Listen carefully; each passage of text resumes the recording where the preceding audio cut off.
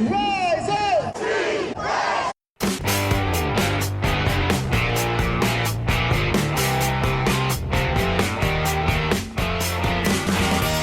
This is the Rise Up See Red podcast, all about the Arizona Cardinals and the NFL, featuring insider and outsider perspectives. Enjoy the best hour of Cardinals talk on the web. Now here are your hosts, Jess Root and Seth Cox.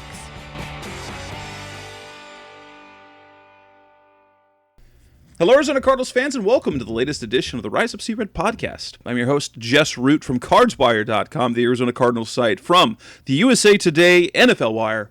And my co-host is Seth Cox from RevengeOfTheBirds.com, the Arizona Cardinals site from SB Nation. And he is also one of the hosts of the original Draft Breakdown podcast. Seth, it's been a whirlwind of a week, trade rumors and whatnot, but tell us what's going on with as we get through the college season. We're coming up on the final stretch of the college season. What you guys got on the podcast these days? Man, it's a good thing the Cardinals don't need a quarterback. That's all I can say right now. And so with that, you know, it's a great draft for the Cardinals to need a pass rusher. Justin and I talked about that last week. This is going to be a deep pass rushing class and probably the best position group. But there's also some good, really good cornerbacks as well. So we know they need some cornerbacks. And there's going to be a lot of talent at the receiver position. So, you know, if they let AJ Green walk, you know, if they move on from Andy Isabella and they want to go get another, you know, big man outside, there's going to be some options with that this year. So a lot of good draft stuff going on right now, but, you know, we're also enjoying the NFL season and, you know, it's been different to not be talking about or thinking about the draft at this point as Cardinals and Browns fans for Justin and I. Yep, it's fun. Now, unfortunately, because the Cardinals played on Thursday night, we haven't had a chance yet to get on the air and talk about what ended up being a heartbreaking loss in a game that the Cardinals could have won at the end. We will talk about that in this edition of the show. However, since what actually happened recently, this is recording on a Tuesday night, the trade deadline came and went. There were a few things that happened in the NFC West, but not with the Cardinals. We'll talk about the reactions to the trades around the NFC West and the league. We'll react and talk about the moves the Cardinals didn't make. Then we'll jump into that sad loss to the Packers. Discuss what that has to do into, like, how do we think of this team now? There's some injuries to be concerned about, and we'll look at their Week 9 matchup this weekend against the San Francisco 49ers. So let's go ahead and start off episode 331 and talk about the trade deadline, which came and went. I know the Cardinals were involved in a lot of rumors. I don't know how substantive any of those rumors were. Let's kind of name off the things that we heard. We heard that Andy Isabella was drawing interest around the league, and that honestly, the Cardinals turned down a number of offers before the season began. He remains on the roster. Whether there was actual interest, but there was discussion about how the Cardinals could or should go after Philadelphia Eagles defensive tackle Fletcher Cox. Didn't happen. And then also there was a little bit of fun with Green Bay Packers cornerback Jair Alexander. That was more his doing because he followed the Cardinals on Instagram and then posted on his stories Chapter 2 suggesting that there was something coming. That didn't happen. Were you surprised by So we already talked to Zach Ertz. So obviously the Cardinals made a trade before the deadline a couple of weeks ago and acquired tight end Zach Ertz, and that's been a good addition thus far. Now, were you surprised / disappointed that they didn't make any other moves before the deadline? No, I mean, it would have been nice, but it's tough to get a Fletcher Cox. You know, and we'll talk about this, but you saw what the Rams gave up to get Von Miller, and people are like, well, why would they give up a 2 and a 3? And basically, it's if you take Von Miller, or let's just say Fletcher Cox. If you take Fletcher Cox at his salary, whatever it is, you probably get him for, a fourth, maybe a fifth. If you take Fletcher Cox and the Eagles pay some of his salary, that's when you have to start giving up second and third round picks. And that's what makes it hard is, while you're all in this year and you're definitely playing for this year, you still have to keep an eye on the future, because this isn't, you don't have 33-year-old Matthew Stafford. You have 24-year-old Kyler Murray. So your window theoretically is much, much larger. So, if you end up selling let's just say they give up a second round pick for a Fletcher Cox, so the Eagles eat some of that salary when he comes over, then next year you've got to make sure that you get, a game changer in the first round. And then, oh, by the way, do you resign Fletcher Cox? Do you extend him? How do you make the money work? There's just too many things. The Rams are truly in a 2-year window where they're just throwing caution to the wind. It doesn't make a lick of sense.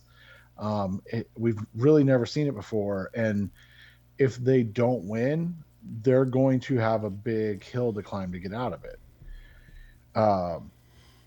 The Cardinals aren't in that window, and they don't need, because they're still as good, if not better than the Rams, but they don't need to overextend themselves to the point where,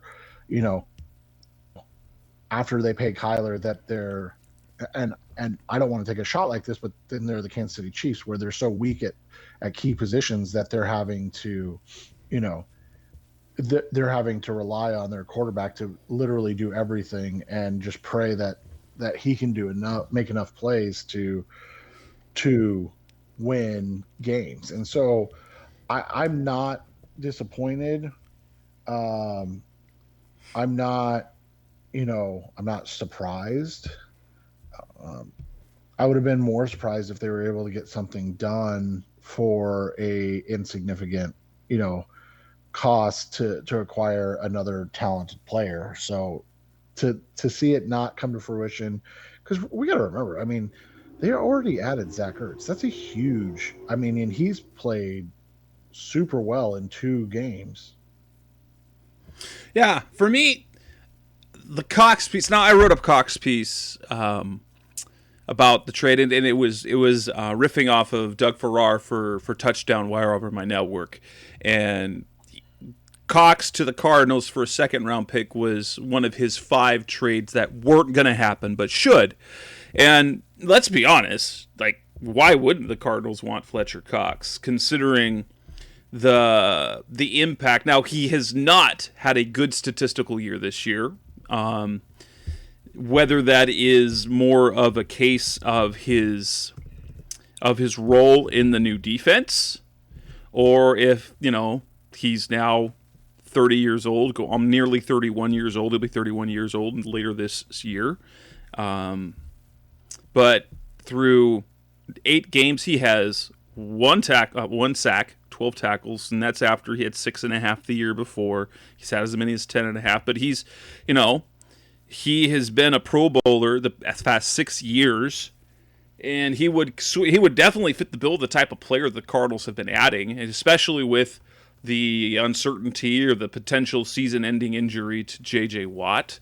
And yeah, that's kind of the thing that we're looking at. So the idea of getting him for a second-round pick was super appealing, especially since, let's be honest, the Cardinals, the Philadelphia Eagles would have been crazy, absolutely crazy to trade him, because he was going to incur a $52 million dead money hit, because earlier this year they redid his deal and they paid him up front almost all of this year's salary and next year's salary. So if the Cardinals or any team had acquired Fletcher Cox, they would have been on the hook. Cox was only on the hook for $2.1 million next year. And you wouldn't take on any of that dead money. So you'd be paying him about $1 million the rest of this year, $2 million next year, and then $1.5 million the year after that. And so you've got one of the best interior defensive linemen in the NFL, which is why, guess what? Since the Eagles had already paid him all that money, they were going to ask for the sun, moon, and stars to get him because he's still a great player. Just like because the Broncos paid Von Miller $9 million of his salary for this year already, so they redid the deal so that the Rams were only on the hook for $700,000 the rest of the year, so it made it work for the cap. That's why they had to give up 2 draft picks for him. So, while I would have loved to see it, because I if there's anything we mentioned in last week's show, if you can pull off a championship, if you get your fans a champions, that's something that the fans remember forever. The only championship of a major sport that Arizona sports fans have here is 2001, the Arizona Diamondbacks. And if you're like me, any Diamondbacks fans who remember that year, it still feels like, even though it's been 20 years, it doesn't feel like it. That sort of thing makes a mark for a lifetime, and it does wonders. Now, that said, not surprised. The only thing I was mildly surprised about was perhaps Andy Isabella not getting traded, but at the same time, they can still. It's not like they needed to trade him, and he knows their system, and they like him. He just doesn't play, and he's going to be He's going to be worth just as much in the offseason as he's going to be worth now. And because all he's going to pick up for him is, something on day 3 anyway. So you might as well keep him around right now for the rest of the season. And you can still trade him before the draft to pick up a 5th or a 6th rounder in the draft for this next year. So that didn't make any. Was surprised about that. The Jair Alexander was never happening. The people kind of talked about, well, you can get Melvin Ingram. Why in the world did the Cardinals need Melvin Ingram? They've got Marcus Golden, and they got Chandler Jones, and they got Devon Kennard, and because people just like names. Like Ingram didn't. Fletcher Cox makes sense. Melvin Ingram never made sense. Right, Fletcher Cox makes sense because he's in turn replacing J.J. Watt. Melvin Ingram doesn't play J.J. Watt's position. He plays Chandler Jones, Marcus Golden's position, and they're unless you're saying that unless you're trading Chandler Jones, which they're not going to do. Well, or one of them was actually hurt, Yeah. Like you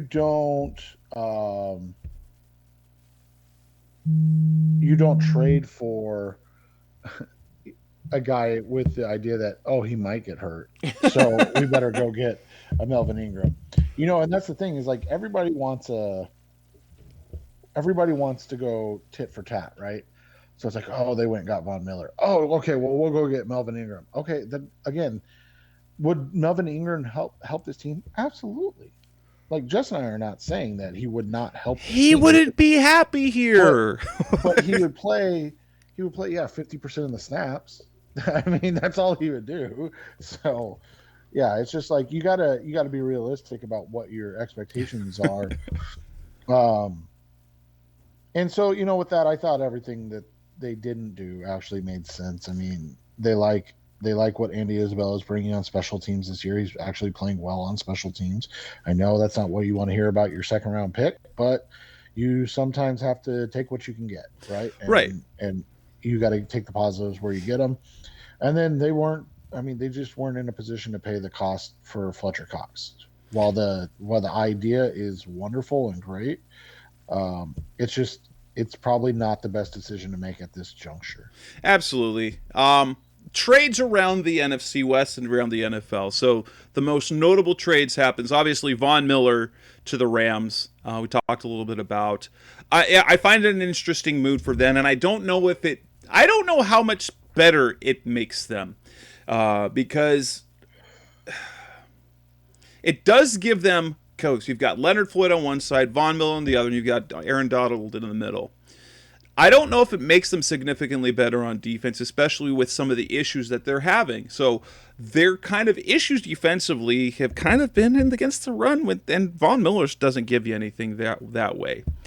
So, in terms of what the Cardinals are going to do against the Rams, so they still have one more game against this season, and you're kind of looking at the rest of the year, how much better do you think Von Miller makes that team? I mean, he helps their pass rush, and that's really all this trade was about. This trade isn't going to necessarily win the Los Angeles Rams regular season games. This trade is 100% to get past whether it's the Cardinals in the NFC West or the Packers So, getting to Kyler Murray, Aaron Rodgers, Dak Prescott, Tom Brady. And Tom Brady. Yeah, that's all that this is about. That's literally all that is about. They're going to go the same route the Cardinals went, right? They're going to be like, we dare you to run the football. Dare you. Like, they're going to try to outscore teams. And so you look at, they have Tennessee. They caught a humongous break, obviously, with Derrick Henry going out for the year.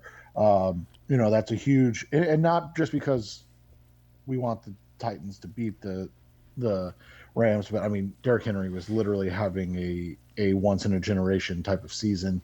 But they have the 49ers who love to run the football. We saw the Green Bay Packers be able to play well against a good pass rush. They have the Cardinals, obviously, who are one of the best rushing teams in the NFL. And then they have the Baltimore Ravens as well. So the regular season, they still could be a team that ends up at, 12-5 or 13-4. But this is specifically for the playoffs. That's what this is. We're going to get after, like you said, Kyler Murray. We're going to get after Dak Prescott. We're going to get after Aaron Rodgers, and we're going to get after Tom Brady.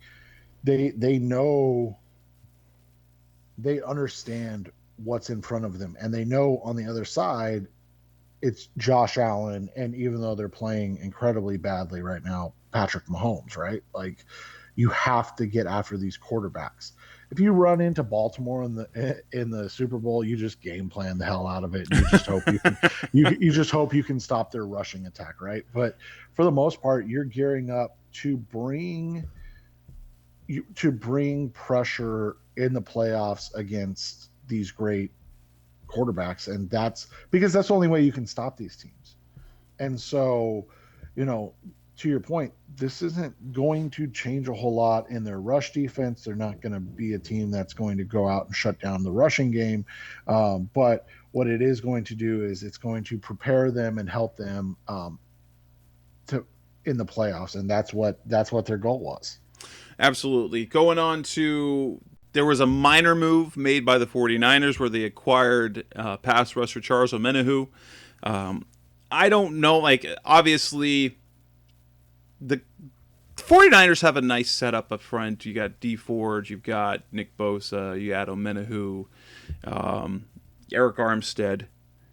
But since it's a late round pick, and he's really not done a whole lot, he just adds a little rotation things. The Melvin Ingram to it doesn't affect the NFC West, but Melvin Ingram to the Chiefs is super intriguing, especially for this week because the Chiefs host the Packers.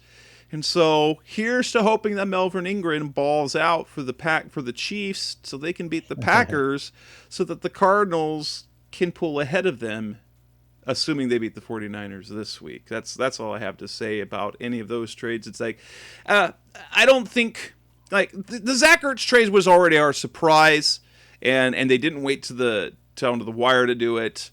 In fact, I can't think in recent history, correct me if I'm wrong, have we ever had in the years we've been covering a trade deadline move made by the Cardinals? Because even the Adrian Peterson trade from a couple of years ago, that happened, it wasn't at the deadline. It happened a few days before, if I recall.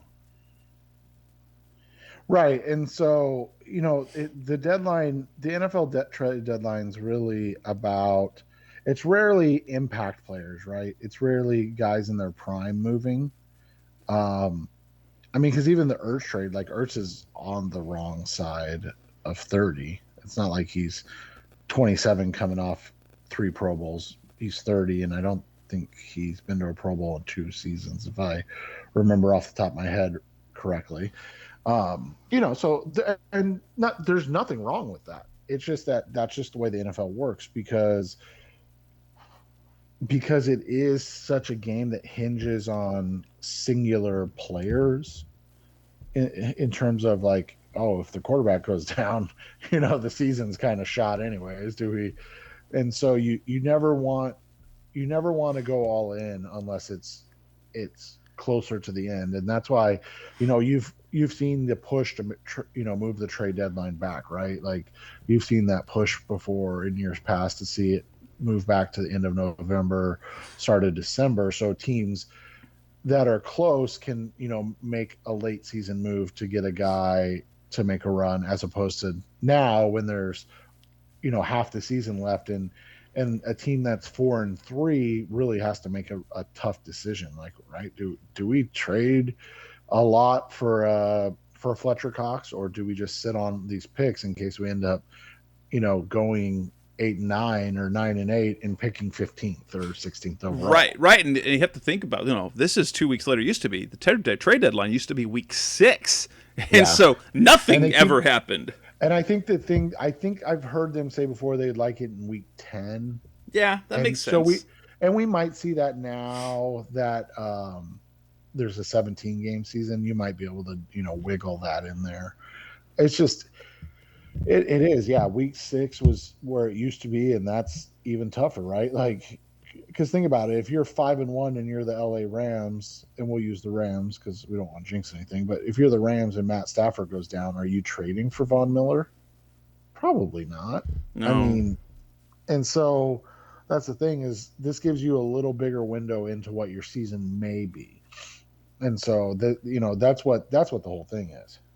Absolutely. Coming up next on the Rise of C-Red podcast, the best of Cardinals talk on the web. Let's move on and look back at that so frustrating end of the game and the game in general. Talking about the loss to the Green Bay Packers on Thursday night. That's coming up next on Rise Up C-Red. We're back on the Rise Up C-Red podcast, the best hour of Cardinals talk on the web, and the Cardinals are now 7-1. They had their winning streak snapped. They're now 7-1. 24-21 loss to the Green Bay Packers. We know what happened at the end of the game. The Cardinals nearly had a primetime signature win, magical, Murray Magic type thing. They nearly drove 99 yards in the final minutes after a fourth down stuff to win the game. But instead, it's an interception. They suffered their first loss of the year. Aside from how the result, how it ended, how disappointing was it for you, or damaging into how you see the Cardinals, the fact that they lost that game to the Packers? Did it change anything? No, it wasn't, because honestly, they played really poorly at times on both sides of the ball, and they still should have won. Like, it still took one more Arizona Cardinal mistake for them to win. It wasn't even like it wasn't even like they had a Hail Mary or something at the end and it got intercepted. Like, it literally took just a missed audible and a fluke play for the Packers to win. And that's just, that's how it goes. And you feel at the time, you're like, man, like, they should have won that game. And then you kind of step back and you're like, you look at everything, it's like time of possession. Man, the Packers just own the time of possession. A lot of it self-inflicted by the Cardinals, right? Two big turnovers by poor rookie Rondale Moore. He had a brutal game, and yet it was a third mistake that cost them the game. like, yeah, you can go back and be like, oh, if this doesn't happen, then they probably win. And if this doesn't happen, they probably win. But I mean, literally, even with those two gaffes by Rondale Moore, they had the ball on the 4-yard line to win the football game and should have. And so, like, that's my takeaway from it. They didn't play particularly well. The Packers, people are like, and I think it was Jody Oler of extra 910 that said, the blueprint's out on the Cardinals. It's like, Jeez, stop that. I don't know if you can have a blueprint that includes Rondell Moore muffing a punt. And I know he didn't technically muff it, but muffing a punt, and then Rondell Moore letting the ball hit off his hands and bounce, and then his helmet, and then bounce up for an interception. Like, that's not a game plan.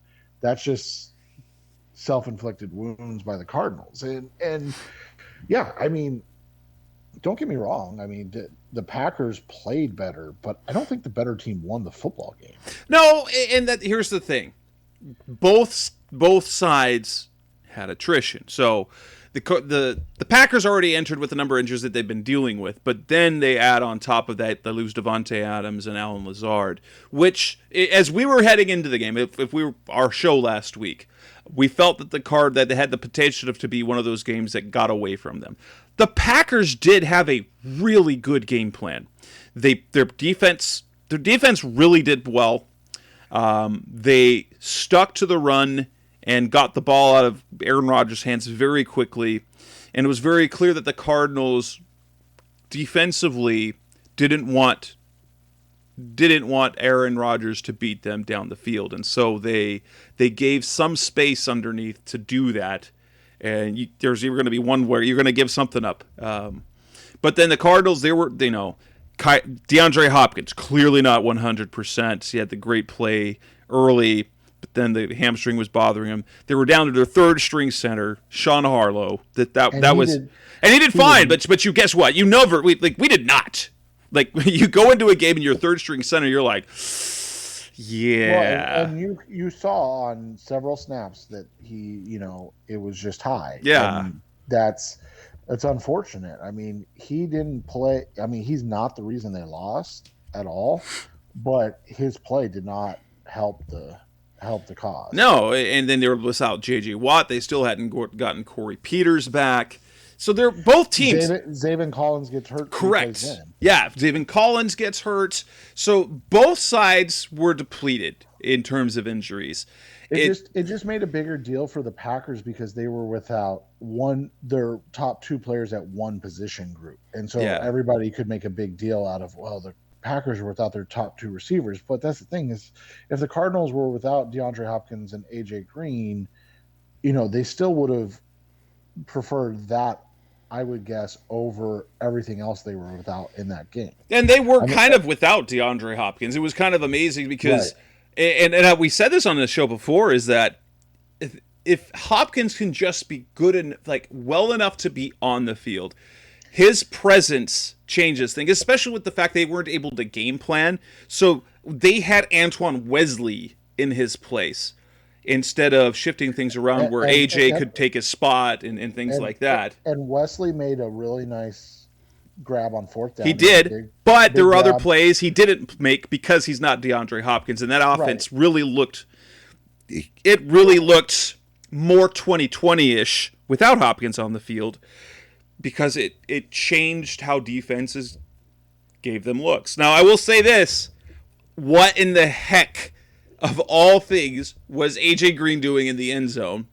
Because if he knows what he's supposed to do, and I've never heard Cliff Kingsbury even come close to placing blame on a player on a mistake, and he all but said AJ messed up. Now, he did it in the nicest way possible. There was a miscommunication, but he said that was the right matchup. It was the call we had. It was the ball was there. And it was. If AJ turns around, Rasul Douglas can't make a play on that ball.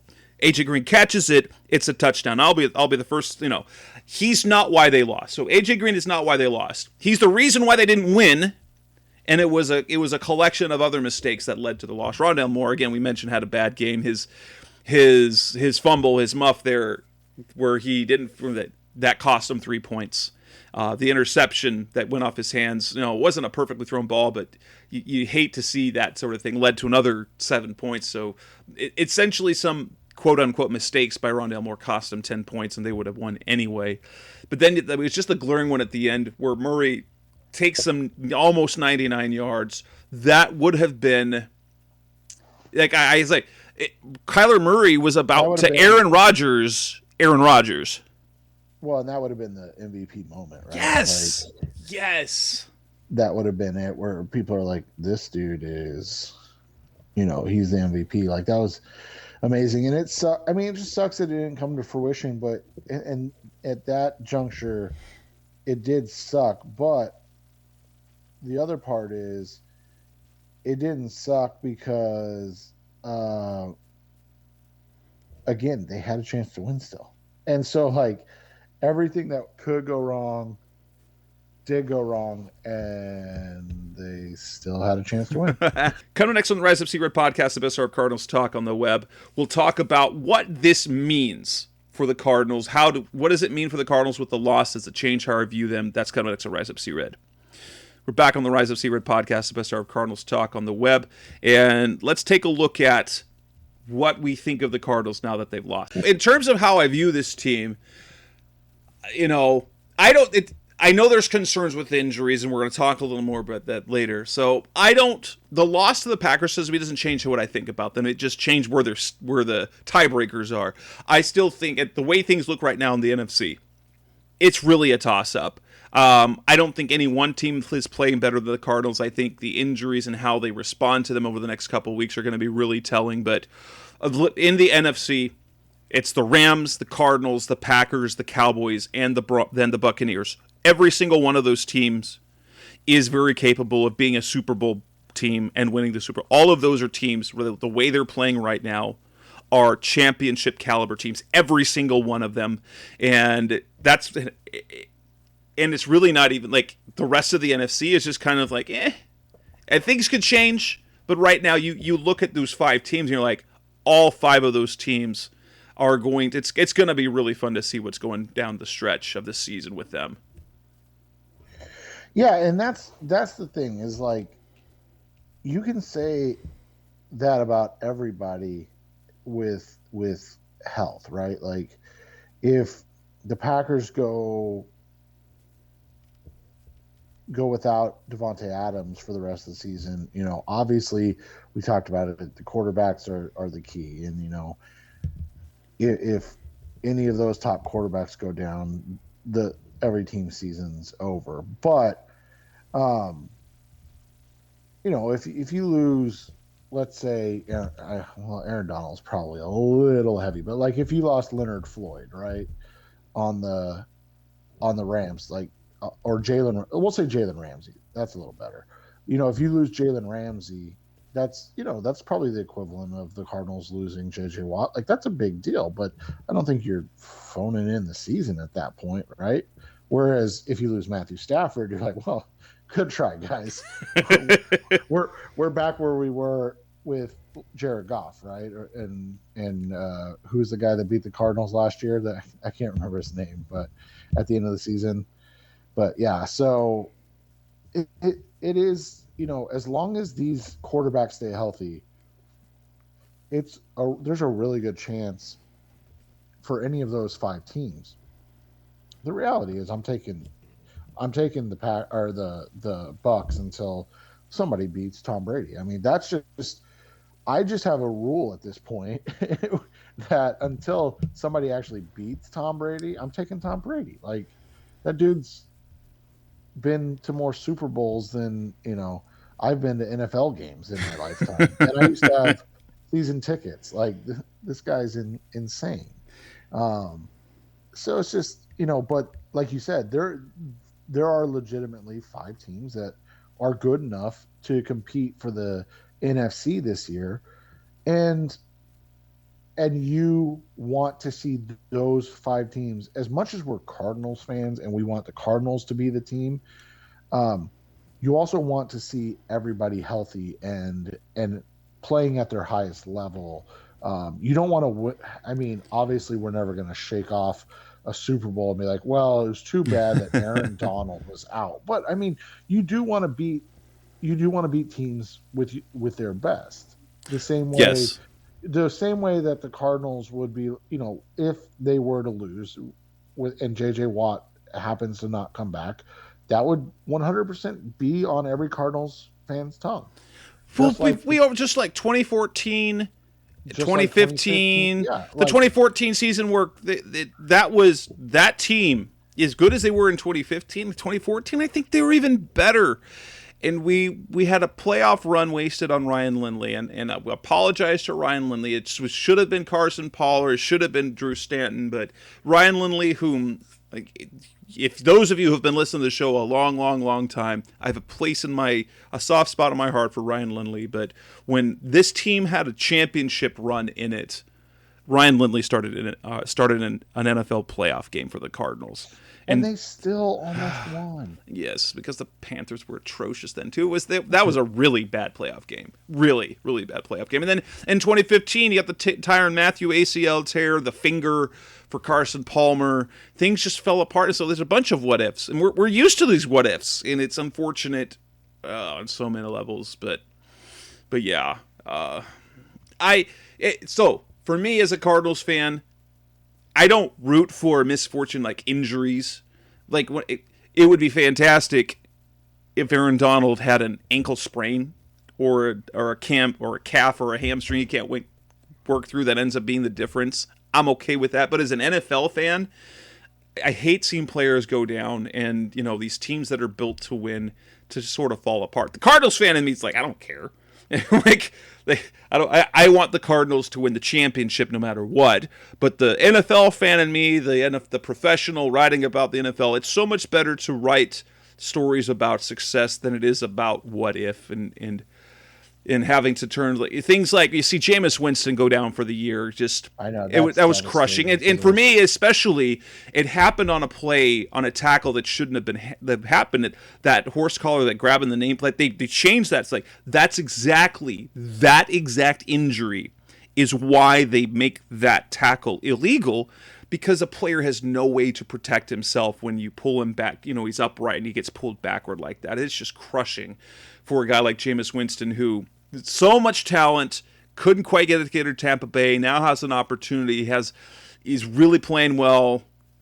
And now, the Saints are going to be like, depending on how things go, the season's going to be wasted on Trevor Siemian. I know they've got Taysom Hill. I just don't believe in him. I'm sorry. Yeah, and that's so devastating for teams, man. It's rough. Losing a starting quarterback is like, honestly, the loss to J.J. Watt, the loss to Max Williams, those things really hurt the core. Like Tyrann Mathieu's injury, it changed the kind of the swagger that defense had, because the heart and soul of that team, that defensive unit, it was gone. And correct. And he hadn't had enough time to recover enough to be that heart and soul again. Kind of like how we've seen other times they stick around and they're still able to be kind of the heartbeat of that team. But that's enough of that. Coming next on the Rise of C-Red podcast, the best hour of Cardinals talk on the web. The Cardinals, even with what's going on, they have a number of injuries. We need to look at that injury situation. Players coming back, players are hurt. What does the outlet look at moving forward? That's coming next on Rise of C-Red. We're back on the Rise of C-Red podcast, the best hour of Cardinals talk on the web. Cardinals, with injuries, it's happening. Every single team has them, but it looks like the Cardinals are having hit right now. Okay, they've got the J.J. Watt thing. You've got Rodney Hudson coming back. Now you've got Kyler Murray and DeAndre Hopkins, Zaven Collins. I think there's a couple injuries we're still not sure about because the injury report has not come out as of the time of recording. By the time the episode drops and you listen to it, we're probably a little more knowledgeable as to what the injury status is of players. But how concerned are you with the injury situation about the Cardinals right now?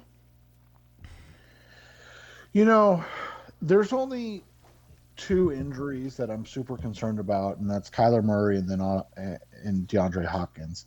Everybody else is, you're concerned, but I feel like there's capable replacements. We talked about it even for J.J. Watt. Watt's probably biggest thing was his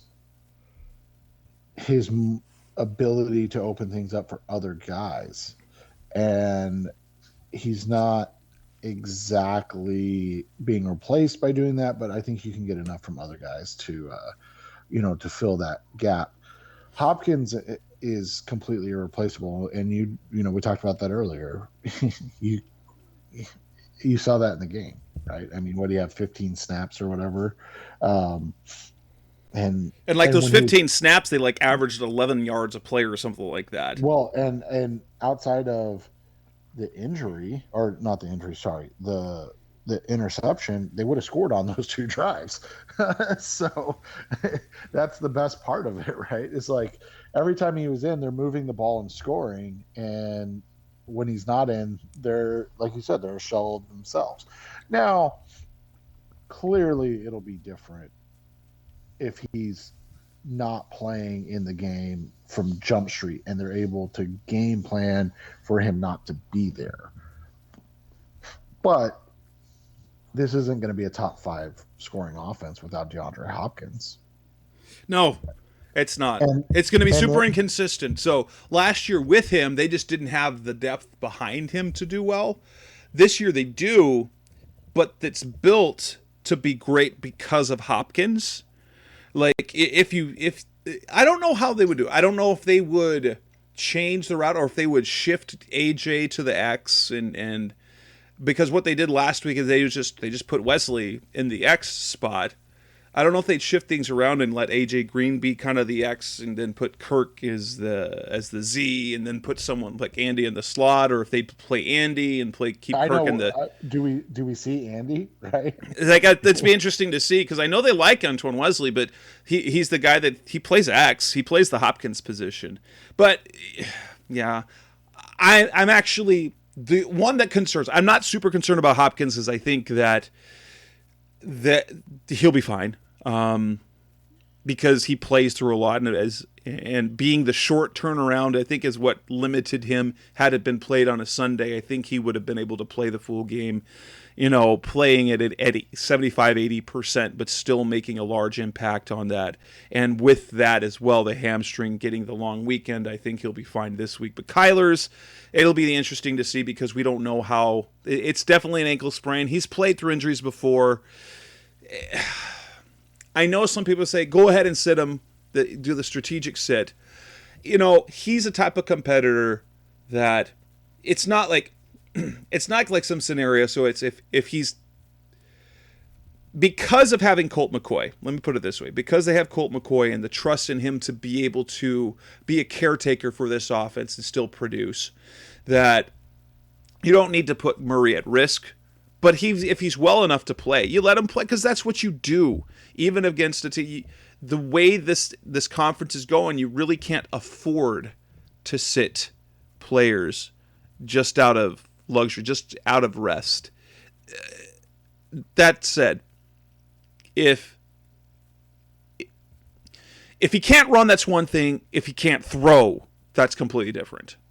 If he's not able to be quarterback as opposed to mobile quarterback, then you don't plan. But if he's going to be limited in the run game, that's fine. You can work around that and just make sure he passes, and he has to trust his pocket in front of him. There's things he can do for that, and he could still be an effective quarterback as long as he's able to. I mean, we've seen Carson Wentz play on 2 bad ankles. So yeah, let's talk a little bit about J.J. Watt. What are the Cardinals doing? I don't understand this. The reports are that potentially season-ending. They're looking at it. They're not ruling out a return. We hear that he's got a torn labrum, a torn rotator cuff, torn biceps, and he's already missed 1 game. He's scheduled for surgery this week, meaning he's going to miss this game. So unless they think, I don't get it. So do they think he's going to return for Carolina? Because that's the thing I don't understand. You put him on injured reserve, it's not ending his season. It just means he has to miss 3 games.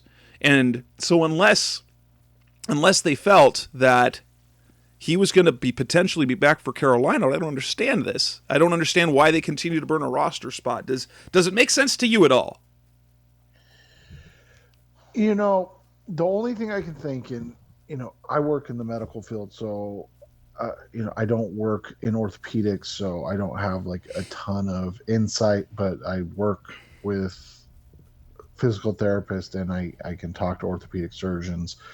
And the only insight I've kind of garnered, and they have no insight into Watt personally. So like this isn't like super inside health information about JJ Watt, but instead this is their speculation of my asking them, why wouldn't they just already put Watt on the IR?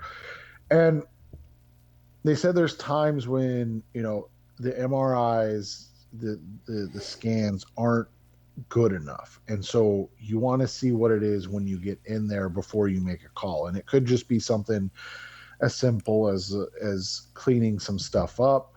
I'm not trying to give anybody false hope. I'm not saying that's what's happening. What I'm saying is that could be the reason that they haven't put him on IR, that they're just going in, they're going to clean stuff up, and then see if he can play in 2 weeks. So he ends up missing 4 games. So they still could have put him on IR, but they wanted to know exactly what the extent of everything was. I don't know why they didn't do the surgery before the trade deadline, maybe, right? Like if that's the case, so you have an idea of if he can return or not. I truly don't know, but that's the only thing from the medical aspect that I've talked to people about that they think it could be. And like I said, nobody actually thinks it's that. They said, this could be the one in 20,000 shot that's what it is. And that, it's not a good chance and it's not going to happen, but that could be what it is. If that's the case, maybe we'll know something more this week. Maybe they'll put them on IR tomorrow. But like even how they're set right now is if they put them on IR now, then potential return if it's a short recovery, because they've got the game this week. So you've got San Francisco this week, you've got Carolina next week, then you've got Seattle, then you've got the bye. And then you've got the last few games of the season into December. But it's just weird, the whole thing, because of the initial report that it was potentially season-ending. We're talking about a surgery that probably has 3+ months of recovery. And at this point, 3 months, we're talking, be the end of February. So, Super Bowl. So maybe he comes back for the Super Bowl. And even if you push that up and he recovers really quickly, he's barely making it just for the playoffs. It's just, maybe by the time we this episode actually drops and people listen to it, that there has been some clarity. But that's just one of the interesting things. So we do have good news that Corey Peters is off the COVID reserve. Rodney Hudson, starting center, has been designated to return. He is tracking for being back in the lineup on Sunday, which is a big deal, especially since Max Garcia's Achilles kept him out of the game last week. Zaven Collins is an injury that's kind of watched. And the reason why I wonder about that one is because of the signing of Tahir Whitehead to the practice squad, 10-year vet. It makes me wonder if he's probably going to miss some time, which means, hey, you want to have someone up other than, you need another guy up other than Tanner Vallejo and Joe Walker behind it. That way you've got a little extra veteran depth there. Interested to see what happens there. Also, the addition of Tavian Feaster back to the practice squad. I know Chase Edmonds, left the game briefly and came back in with the shoulder. So it'll be interesting to see because we're starting to see players get banged up at different positions. Hopefully Rashard Lawrence comes back with the combination of Corey Peters and Rashard Lawrence and ideally a more productive Zach Allen. You can ideally replicate the production, maybe not the impact, but at least the production that Watt was producing. Yeah, and that's what you need, right? You need them in there in terms of creating opportunities for others and then getting their own. And as I said, obviously, creating the opportunities for others is tough to replace with Watt. That's probably the biggest thing he creates. But having a deeper rotation and more guys that can contribute, I think can replace the production that you're going to lose from losing Watt. Absolutely. Coming up next on the Rise Up C-Red podcast, the best of Cardinals talk on the web, we're going to wrap up our show looking ahead to the San Francisco 49ers preview predictions. That's coming next on Rise Up C-Red. We're back on the Rise Up C-Red podcast, the best of Cardinals talk on the web. As we wrap up this edition of the show, we're going to look ahead to the San Francisco 49ers. Right now, in terms of what we're looking at odds-wise, they began the week, the 49ers as 2.5-point underdogs, the Cardinals obviously the 2.5-point favorites. However, in some sports books, it's the spread is shifted to being a straight pick'em. I'm sure that has a lot to do, if not everything, to do with the injury to Kyler Murray and the potential that Colt McCoy will be starting that game. If it is Colt McCoy in that game, how do you see this game playing out? I think with Kyler Murray at 80+%, the Cardinals have a good chance to go in, learn from their mistakes in a tough, hard-fought win over the 49ers a couple weeks earlier and pull out an impressive victory, something like 30-20.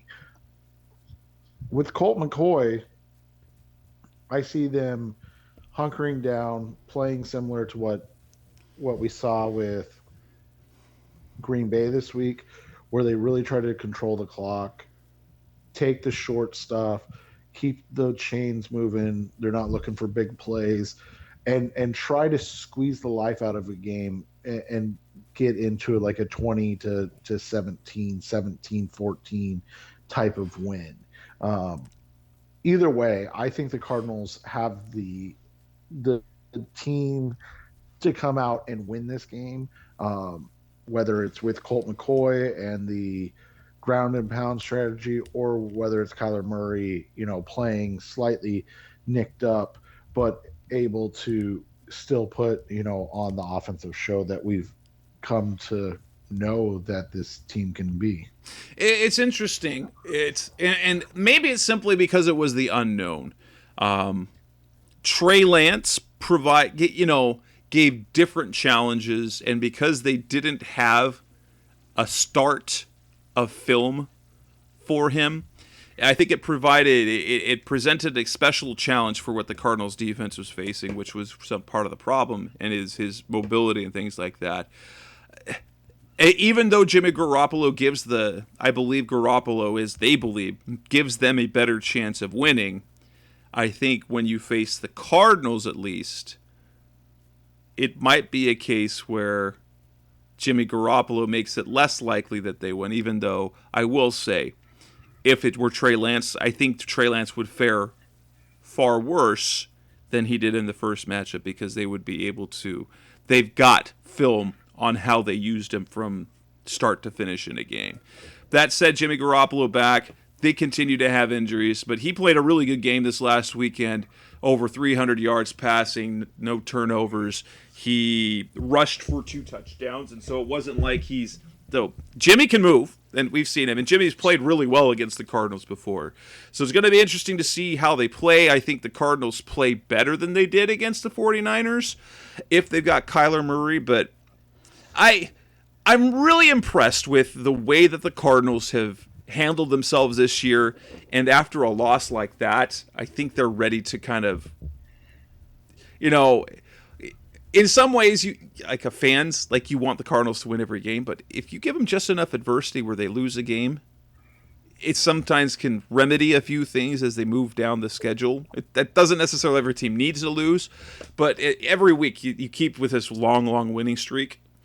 There's also a mounting pressure that players begin to feel, and they should feel, and it allows them to kind of reset, and I think that's good. And plus, it looks like Elijah Mitchell probably is probably going to miss this game. He is injured again after a big performance in Week 8 that they had against the Bears, because he rushed for like 139 yards, touched the ball, I think it did 19 carries, and which doesn't happen a lot in Shanahan's offenses, and so far, every time that it happens, the guys get hurt. Yeah, and you just feel bad for San Francisco at times. I mean, obviously not when the Cardinals are going up against them, but you just feel bad for San Francisco at times because, like you said, every time they seem to get on a little bit of a roll, they deal with these injuries. Um, their offense has been average. The surprise is how bad their defense has been, right? But you've had some issues with their pass rush. Javon Kinlaw has been banged up. Obviously, Nick Bosa was coming off the ACL, and he still hasn't kind of turned back into Nick Bosa. That 4-game losing streak was rough. In that time, they were averaging. Uh, it looks like about 19 points a game, but then they were giving up, 28 points a game. So it's a when you look at it from that perspective, it's a lot to ask this team, because they just haven't been consistently healthy. Obviously, the Garoppolo situation, the biggest thing, but Garoppolo also, as you so eloquently pointed out, has not played well. It's not like he's played well when he was in there. They're banged up. They haven't developed anybody outside of Deebo Samuel. Brandon Ayuk hasn't really done what we were hoping he would do coming out of ASU. Deebo Samuel's a monster right now, over 800 yards receiving on the season. So Deebo Samuels has 819 receiving yards. The next highest on the team is George Kittle with 227. There's a 600-yard difference between number 1 and number 2. And we should see the Isaiah Simmons, George Kittle matchup finally, which is, why they drafted Isaiah Simmons. It looks like Kittle, at least last weekend, Kyle Shanahan was saying that he anticipated Kittle's return to the lineup. But yeah, that the passing offense has been all Deebo Samuel, and then he has a hard time staying healthy as well. So it's really been unfortunate for him. That said, I think it's all going to look like, if you have to see what the personnel is going to look like, I think Kyler Murray is going to play.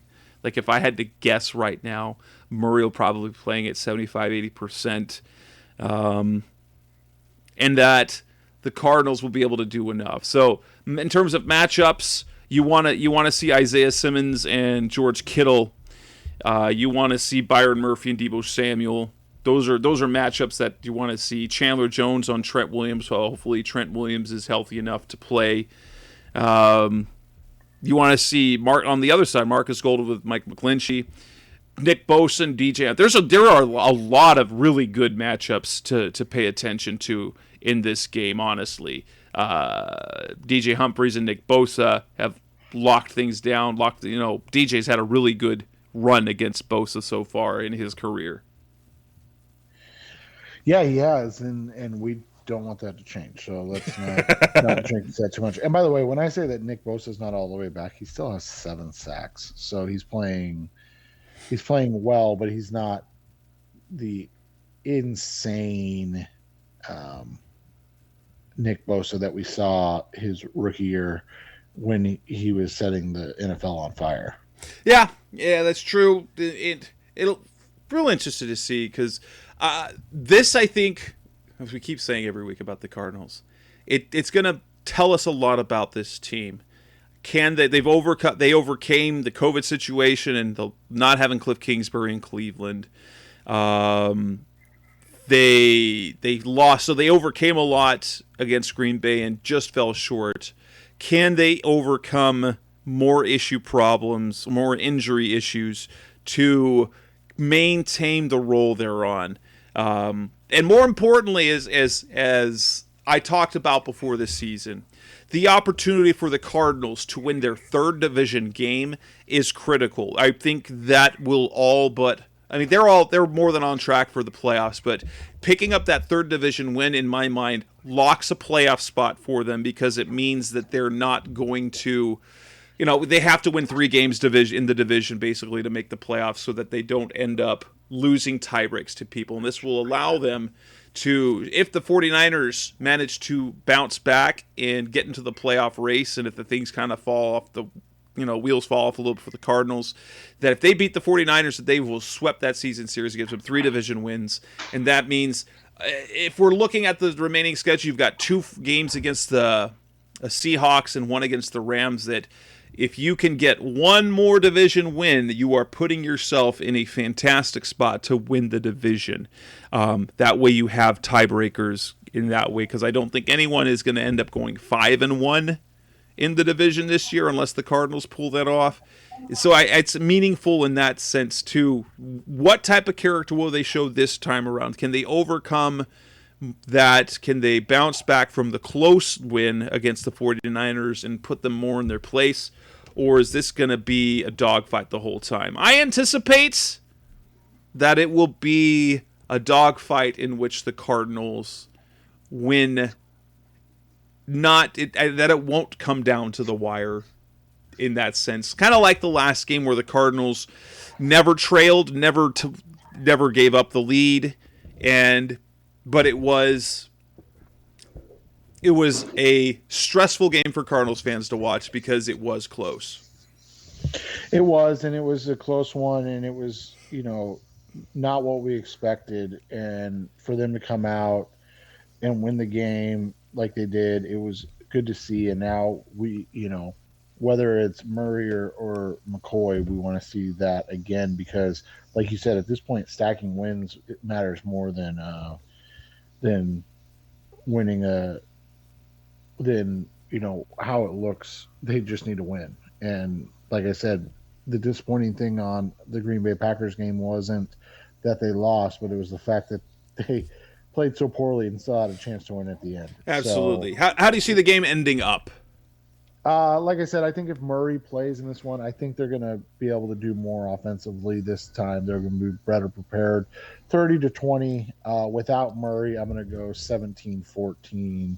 Cardinals win in a nail biter in an ugly matchup with Colt McCoy. And for me, Kyler plays. It's a 27-21 win. If Colt McCoy ends up in there, 2017, the Cardinals win. And I think they end up getting that season sweep, which will go a long way. It'll get them back on the winning side of things. That way they keep up. That way they don't fall behind. So right now they're not number 1 in the NFC because of the tie-break loss to the Packers, but they still sit up the top of the division. And that way, no matter what happens, they remain atop of the division. They kind of keep control of that so they don't fade. So with that, anything else we want to bring up before we let these listeners go and we wait till our next week to hopefully talk about... hopefully talk about a win and then talk about the Hassan Reddick revenge game that's coming up next week. No, let's just hope for good news on the health front for the Cardinals, and to be honest, any of the teams. Absolutely. So with that, this is the Rise Up C-Red podcast, the best hour of Cardinals Talk, the web, episode 331. That's Seth Cox. I'm Jess Root. We'll be back again next week. Thanks again for listening. As always, we'll talk to you again in a week from now. Thanks for listening to the latest edition of the Rise Up C-Red podcast.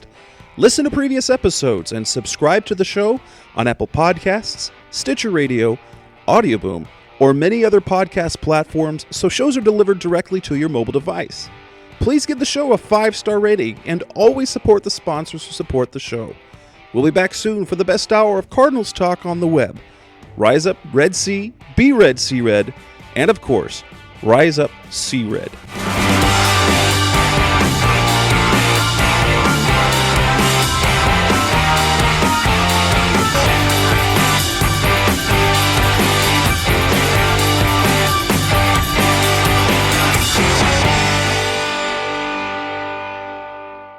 Roll!